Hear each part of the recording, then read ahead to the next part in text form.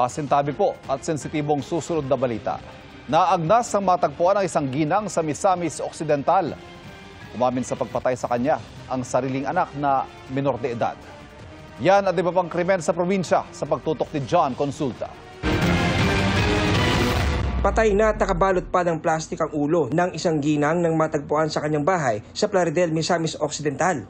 Nadiskubre ang labi ng biktima nang mapuna ng mga kapitbahay ang masangsang na amoy sa lugar. Ang biktimang unti-unti na naagnas, nakita sa ilalim ng higaan kasama ng iba't ibang gamit. Umamin sa krimen ang bunsong anak ng biktima. Kwento umano sa pulisya ng 15 anyos na lalaking itinuring ng Children in Conflict with the Law o CICL. August 15 niya napatay ang kanyang ina. Nag-away umano sila at nasuntok ang ina. Natumba at dumugo ang ulo ng biktima kaya binalot niya ng plastik ang ulo. Based on the kaning narrative no sa maong bata, sa pag-confess niya sa maong krimen, nangayo siya pagkaon but wala kini gihatagan sa allegedly. Hawak na ng PNP Women and Children's Protection Desk sa Plaridel ang CICL. Isinailalim siya sa drug test at psychological evaluation para malaman kung may discernment o nauunawaan ba niya ang kanyang nagawa.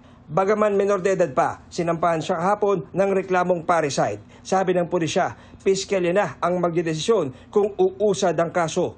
Inilibing na ang labi ng biktima na di na isinailalim sa autopsy. Wala pang pahayag ang CICL, gayon din ang kanilang mga kaanak. Sa Bai City, Negros Oriental, patay ang dalawang lalaking magtiyuhin na nagtagaan noong Huwebes. Batay sa investigasyon, may bitbit na dalawang itak ang suspect na sumugod at nagamok sa bahay ng kanyang pinsan. Lumabas ang kanyang tiyuhin para umawat pero inundayan niya ito ng taga. Nasugatan pero naagaw ng biktima ang isang itak. Saka gumanti ng taga na ikinamatay ng suspect. Nasawi rin doon ang biktima dahil sa natabong sugat.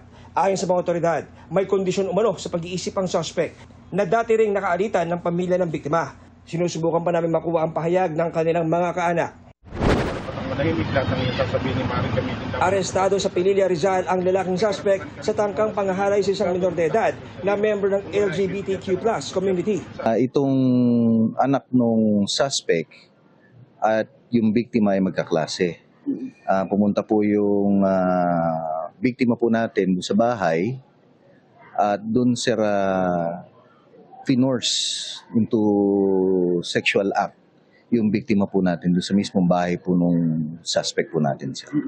Nanlaban at nakatakbo ang biktima, saka nagsumbong sa magulang. Sinampahan ng kaukulang reklamo ang suspect pero di dumadalo sa pagdinig kaya inisyuhan ng arrest warrant. Hindi nga po ako nakatin dahil po sa kahirap. Kaya hindi na po ako nakapag-agidap ng pamasahe po. Humingi po ako ng tawad doon sa makipag-ayos po doon sa aking complainant. Sinusubukan namin makuna ng pahayag ang pamilya ng biktima pero wala pa silang tugon. Para sa GMA Integrated News, John Consulta, nakatutok 24 oras.